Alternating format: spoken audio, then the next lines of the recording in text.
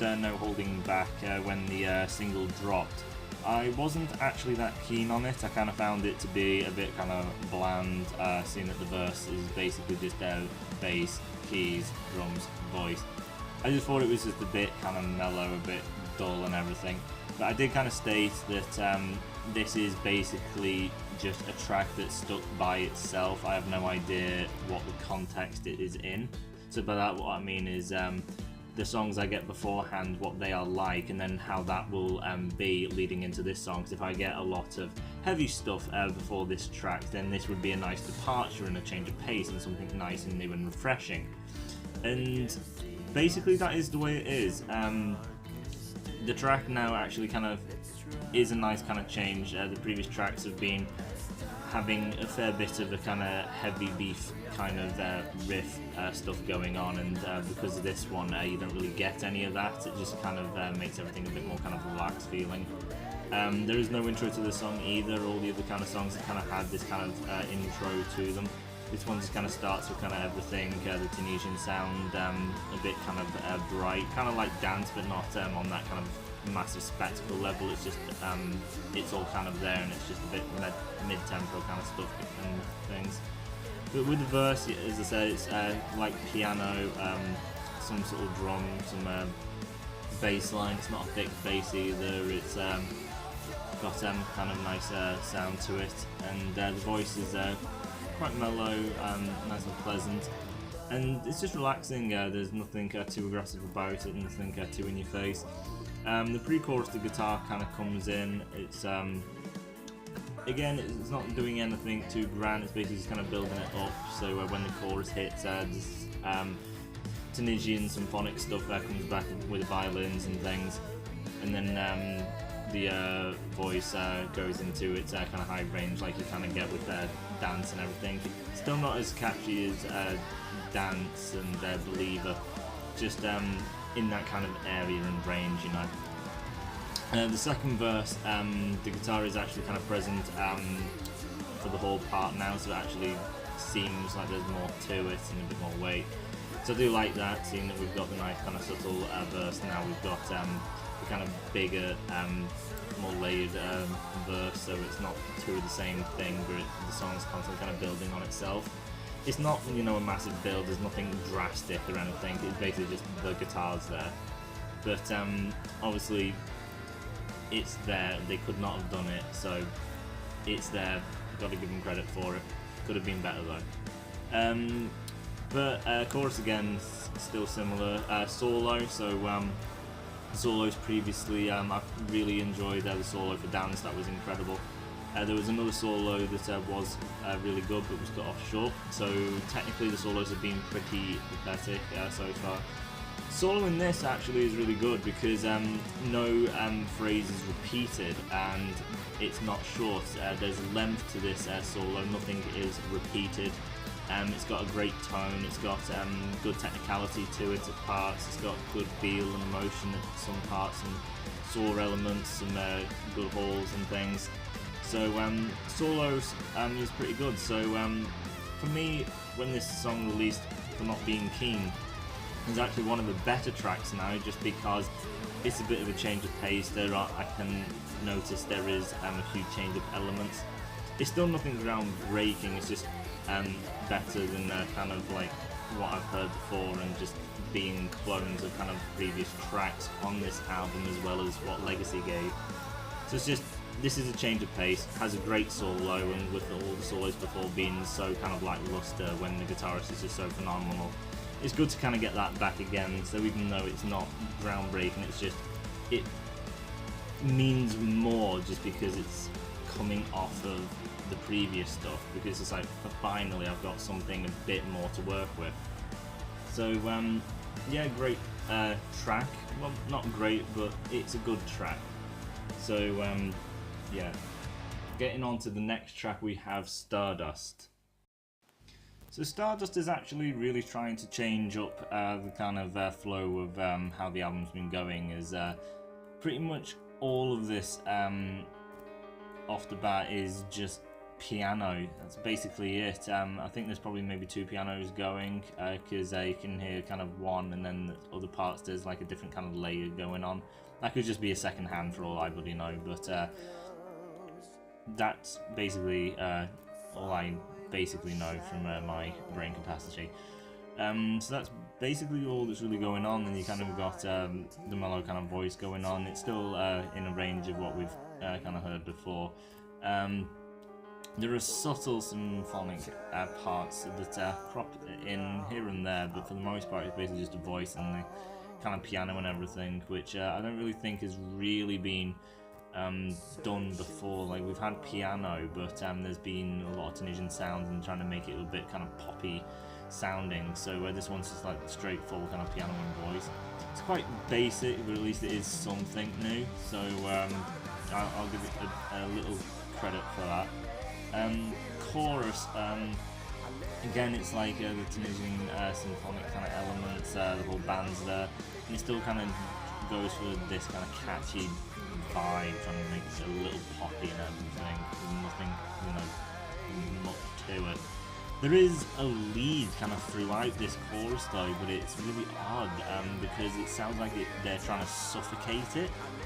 It's just so low in the mix. It's a weird choice. You can hear it, but it doesn't have one of them soaring epic tones to it, and you can kind of hear it flow through the chorus. It's like so in the background, and it's not like got that lead tone to it. It's just a typical riff tone so in the back, and it just sounds like it's constantly trying to get through, but they keep turning it down. It doesn't sound like it's a consistent volume. It keeps sounding like they're trying to suffocate it out, and the lead is trying to come through, but they're just suffocating it. So I like it's kind of there, but they've done it in such a way that they're just killing it. So it's a little odd. There's a bit of a change of pace leading back into a second verse. You got the kind of guitars and everything doing kind of gloomy kind of rhythm and everything, so that's quite unusual. But as it gets into the second verse, mostly is going at the similar kind of pace. The vocalist, I think, is doing a bit of a different rhythm, maybe a different kind of pitch, I think, to the first one. Same kind of chorus, and there's nothing really much else. There's no solo or anything, so it's like they're trying to change the pace and it's trying to go for a more mature sound, but the chorus still kind of sound poppy, and then they try and put a bit of lead in for the chorus and everything, but they got rid of the lead solo, making the song sound very constricted, and there's just less going on overall. And then the lead in the chorus is just so odd because they're suffocating it, as I said. It's like you're trying to go for a mature sound and get rid of that poppy element, but your chorus still has that kind of poppy kind of element, catchiness to it, just like the rest of this album, as well as the Legacy album. And there's still not enough kind of changes. There's something big going on. The majority of the band's not even there. It's just a bit of an odd one, this. So not entirely sure what was happening with this one. But yeah, it's kind of decent, but because there's no solo, it's a bit bland. So decent effort, but not really anything that amazing. So let's get on to the next one, Myrath. I think that's how you say it. So Myrath again has no real intro. It just kind of starts off the bat. It still has the kind of Tunisian stuff going on, so it's not really unique anymore because it's been done a fair bit now. But instead of it going for more of a poppy kind of thing, it's kind of more like the second half of the Legacy stuff, where they do a more kind of epic thing with what they're doing. So it's not a high-paced song. It's like mid-tempo. It's quite slow. It's got a kind of maturity to it. When the verse comes in, it's not got a lot going on. I believe the whole band's kind of the Tunisian stuff disappears a little. The keyboardist has some kind of new effect on it, which kind of makes it sound kind of what's the word? It's a little kind of digital. It's like what is it? That kind of like DJ kind of effect things you get in there, like that type of music. So it's the keyboardist. It just has one of them kind of electro tones to it. It's not very heavily in there, but it is a bit in there. But it has a mature kind of flow to it and everything.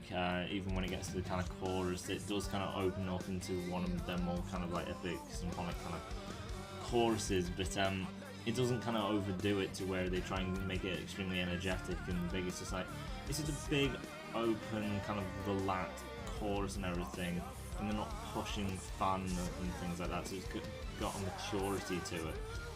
So I do kind of like that. And there is you know, changes, like the first part of the verse was sung in Tunisian, the second part was English. Again, they've kind of done that before, so can't really say that's unique. Even for the people in Tunisian listening to it, they'll kind of even know this, so I'm sure they'll like understanding the lyrics when it's in Tunisian. They know they jump back and forth, it's something they do, so it's nothing, you know, special, like, oh, didn't see that coming, that's kind of interesting. It's been done before, so it's not really interesting. Again, there's no actual solo on this, but there is. It's kind of like a flute solo, so it's not really played by the band unless one of them can actually play the flute, so I don't know why they put it in there. But it is different, so there is that. How is it? It's a bit short. Like, if they're going for a flute solo, I would say you kind of go all out. It's kind of like the bass solo in Legacy.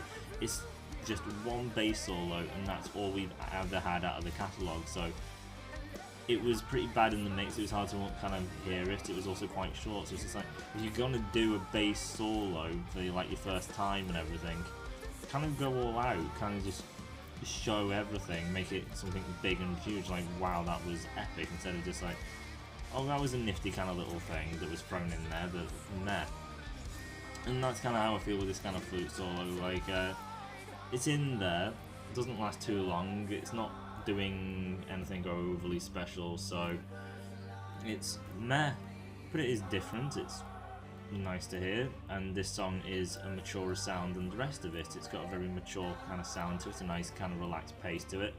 So I do kind of rather like this track. It's got a nice kind of element to it. So let's get into the next track, Darkness Arise. So Darkness Arise is a pretty good track, actually, think about it, compared to the rest. The way it starts is, again, it's one of the more heavy tracks, but it just starts with the drum, the bass, everything just done, and then it kind of leaves everything while the bass continues, and it's got this lead kind of rhythm going on. It's like, this is interesting, the bass doing the lead kind of rhythm, and then eventually the guitar comes in just a few riffs and then goes away, and then it's back to the bass doing that really nice lead kind of rhythm. And then eventually the whole band comes in and the bass is still kind of doing this lead rhythm. And it's like, how often do you really see a bass do the kind of lead in the intro? You don't really get that a lot, so it's like, this is great. This is something that is actually unique for Myrath as well as many bands. But not too long, the guitar kind of cuts in. It actually does cut in, so you can hear the bass doing it, and then you can hear the guitar creeping in, and then the guitar just drowns out the bass, and then the guitar just takes the lead. I like guitar, I do really like guitar, but it was just, the bass actually did sound nice. It had a great tone, it was nice, and it was just different to hear the bass kind of take this. So I would have liked the bass to have actually kind of kept that going. But now they went to the guitar, and then it's just like, now it's just a typical thing like any other band and typical Myrath. When the verse comes in, though, we do get something technically different, but not necessarily. The vocalist is doing that very heavy, aggressive vocal style. This was in the first song, Born to Survive. Now, obviously, it was done there, but it hasn't been really touched on for the rest of the album. And then Legacy, that tone was never done. The album before that, never really done. Desert Call, don't believe it was ever really done. That kind of tone was basically only present on the album Hope. So even though that was kind of always present on that album, and we have kind of heard it on the first actual track of this album, it is a tone and a range that he hasn't really done all the time. Like, he usually sticks with this kind of similar kind of tone. He does have a lot of ranges with the tone, but it's just like this is a very unique one that he doesn't really do a lot. So it's good to just get it, even though he has touched on it before. But it's just good to kind of see it and get something really different, like a really different kind of range. The chorus, not much to really talk on. There is a second part verse, so the first part is that aggressive singing style. The other part is that typical kind of singing that you really get from him. Still great voice, but again, typical of everything beforehand. So basically, the good parts is basically just it's good to hear that kind of aggressive singing range from him again. That bass lead was really great, but they kind of killed and drowned that out. You can still hear it because that kind of still continues chorus to second verse, but again, you can kind of hear the bass with the guitar to keep killing and drowning it out. As for the solo in the song, it's a lot of kind of holds and pause, which is good because obviously that's a different way to approach a solo. A lot of guitarists kind of just go in there and they just kind of go at it, so it's nice to just kind of get a playing pause. Problem with it though is it's 2 phrases repeated pause, and then 2 phrases repeat pause. It's just like, I don't know why guitarists like to basically like, oh, here's a pattern, let's play this about a dozen times because God, they're really gonna want to just get one thing over and over and over again like a pop song. It's really stupid so many guitarists do it. I don't know why so many people are that brain dead.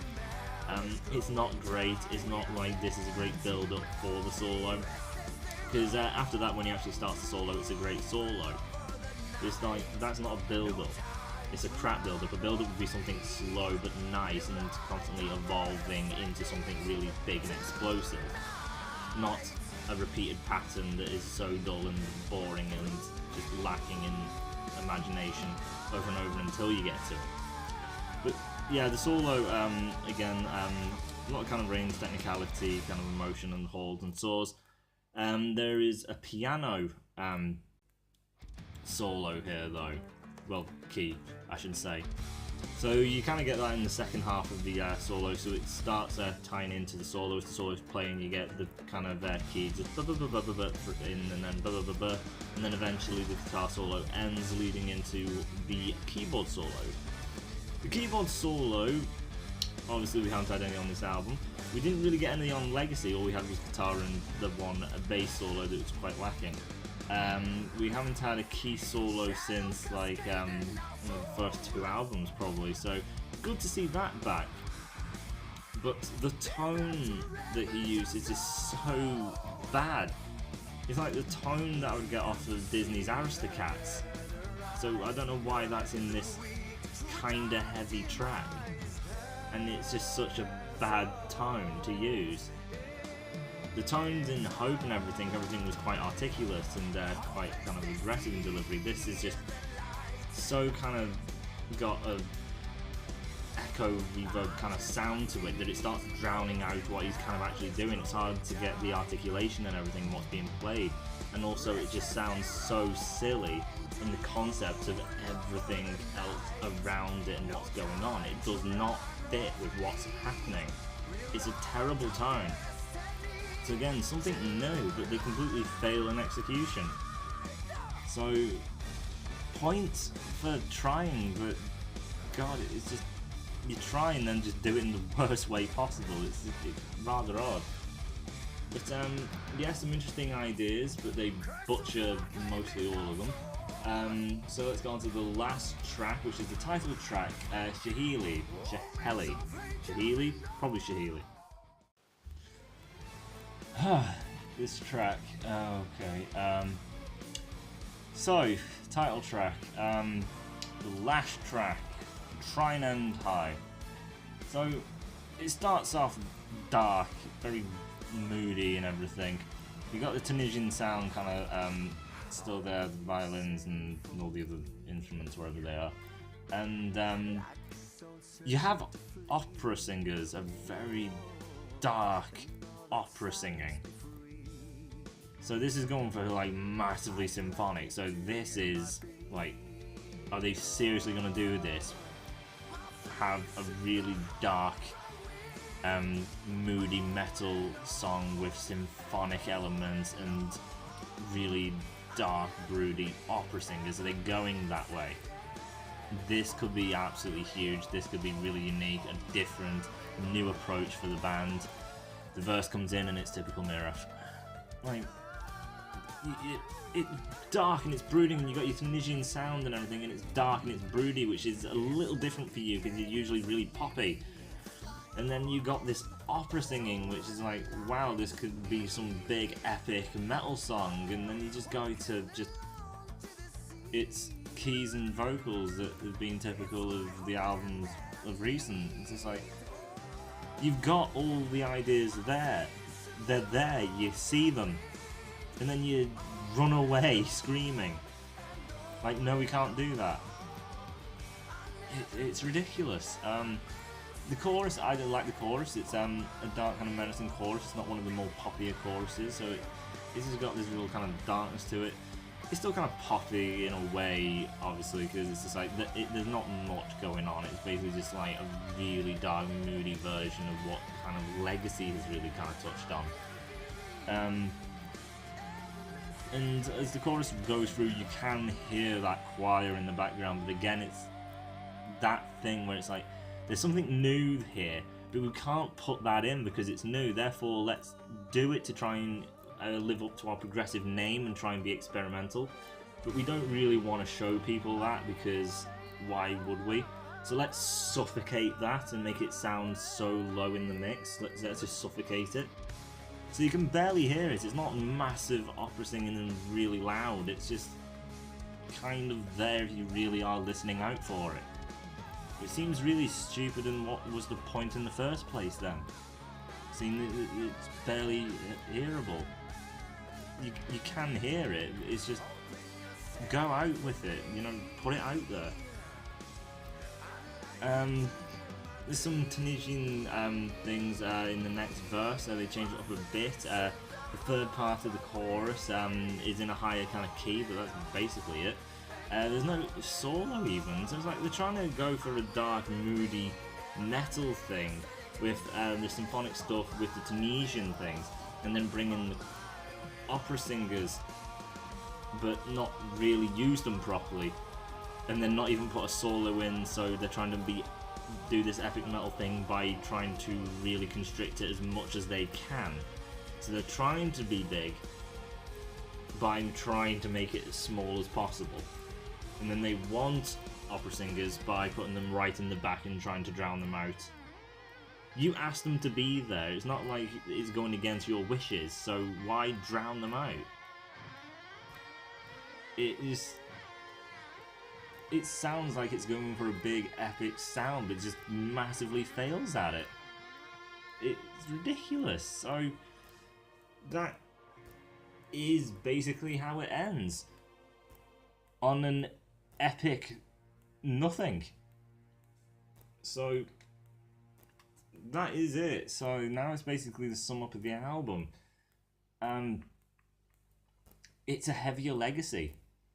Does that mean that I prefer Legacy? Not necessarily. There are improvements over Legacy.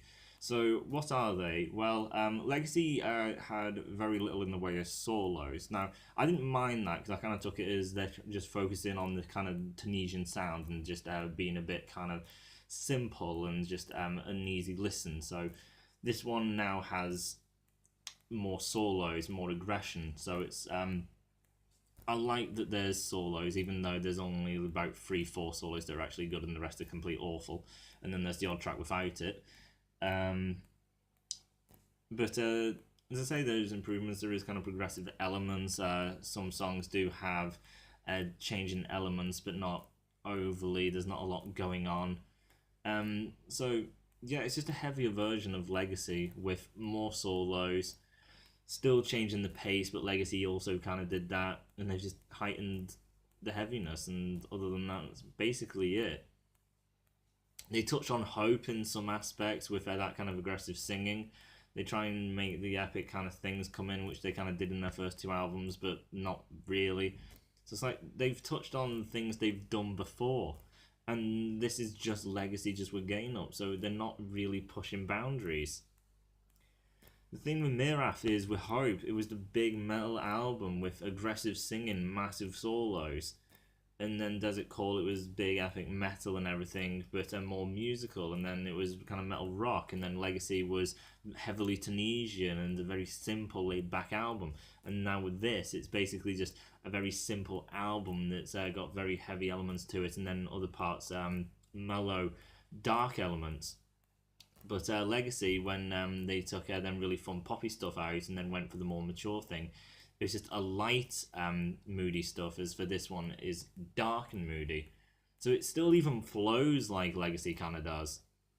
And as I say, the solos in Hope, the guitarists had massively big, epic solos, and in this, there's some, but none of them are even to Hope standards. And then you've got a fair lot that are just nowhere close, and they are so unbelievably embarrassing.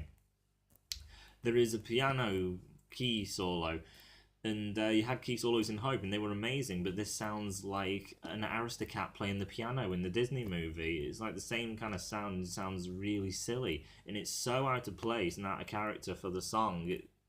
And because of the tone he uses, it is there's no articulation. It's so kind of drowning out everything. It doesn't sound like there's really much going on. There's a flute solo which is kind of out of nowhere and something different, but they don't really even push that. They bring a choir in, but suffocate them and try and drown them out, and not really go anywhere with it. So yeah, it's an improvement over Legacy because of the solos, the kind of opera singers, the kind of, I like that it's heavier. I'm into heavy metal, so of course I'm going to be into that more. But as a YouTuber kind of smartly pointed out, this is kind of like Bullet's jump from Temper Temper to Venom. Temper Temper was a very soft album that was absolutely panned. So when Venom came out, and the stupidity of most people who accepted that, all Venom was basically Temper Temper with the gain turned up, and then screams put in, and then people went, yep, that's all I needed. It's basically the same thing with Shehili. It is basically Legacy with the gain turned up, and a few other things thrown in. Obviously, Myrath has done a bit more than what Bullet did for Venom, but that's kind of it. I also draw the comparison of Myrath is now going down the kind of line of bands like Disturbed as well as Breaking Benjamin. Disturbed had a very unique sound, and now they've been playing that out for goodness knows how many albums. Breaking Benjamin also has a unique album, and they've been playing that style out for many, many albums. Myrath has now found a unique sound in the Tunisian thing, and now they just keep playing that. But it loses uniqueness. If you get something new, it is interesting, and that's what brought me into Myrath. It's why I really liked them when I first came across them, because it was something new and really interesting. It was great to hear something so refreshing.